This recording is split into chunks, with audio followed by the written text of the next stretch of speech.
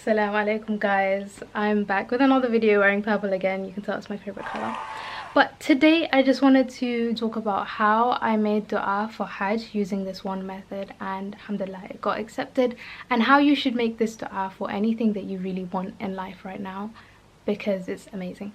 So it was around 2022 and I was walking down from the station and I was listening to a podcast. I think it was Digital Sisterhood, don't quote me on this.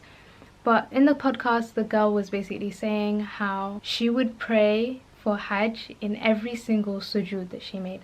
And guys, we know the impact of sujood and like the connection that we have with sujood. It's when we're closest to the heavens, right? We're supposed to be making dua in sujood anyway. But she took this time to make one consistent dua that she made every single time she prostrated.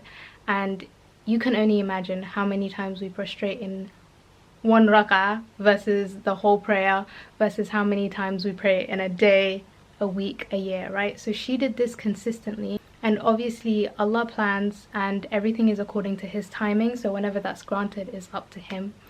But what an amazing way to make dua, guys. I think I googled on ChatGPT and we make sujood over 12,000 times in a year.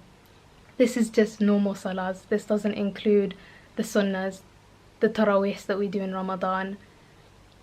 Like, so if you're not using this opportunity when you're in sujood, just stay there a bit longer and ask Allah for what you really want. And it's honestly easy to like make a bunch of du'as one sujood and make none the next. So have that one dua that you want to be making every single time you're in sujood. So I made that exact dua to go to Hajj every single so after listening to that, I made it a point to myself that from that moment on, any prayer that I prayed afterwards, I would do that exact method.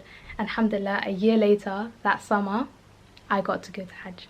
And obviously, Allahu A'lam if that was the product of that specific dua, because there's a lot of things that play into fact with that. But for me, I genuinely believe that that was my contribution and my efforts towards it.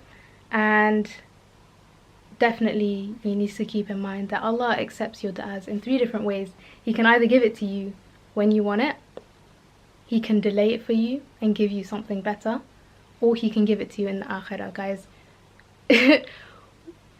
This religion was made for us to win. Like, you can't lose, you can't be sad. Even just making dua, you're getting rewards. So don't let that dishearten you, and always be excited for what Allah has in store for you.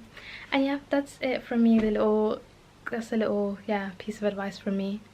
Do share any tips and tricks that you have with regards to dua, istighfar, and just all around getting closer to Allah, so that we can all benefit each other. Alright, Assalamualaikum guys.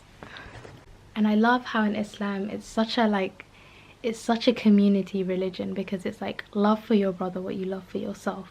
Or if you make dua for another person, the angels will make dua for you. Like, you win when you're benefiting others. Oh, I'm gonna